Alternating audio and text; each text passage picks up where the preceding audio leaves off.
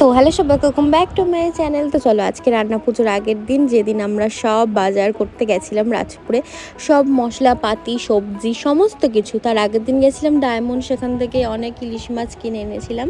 চলো এখন বাজার করাটা তোমাদের সাথে শেয়ার করলাম। তো চলো বাড়ি গিয়ে এই ইলিশ মাছগুলো যা যা ছিল, প্রায় 2 কিলো মতো ইলিশ মাছ এনেছিলাম, সব আমরা কাটাকুটি করে নিয়েছি। নিয়ে আমি দুপুর হয়ে গেছিলো বলে স্নান টান করে খেয়ে দিয়ে ঘুমিয়ে পড়েছিলাম।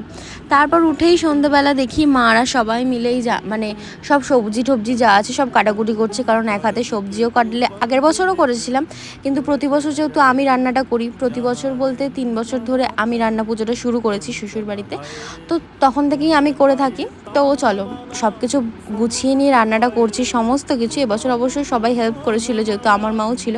আর দেখো পাপা কেমনভাবে ঘুমাচ্ছিল মাঝরাতে। চলো এখন বাজে ভোর 4:30, সমস্ত রান্না কমপ্লিট করে দেখো ভোগেরটা গুছিয়ে নিচ্ছে। তো তোমাদের কেমন লাগলো?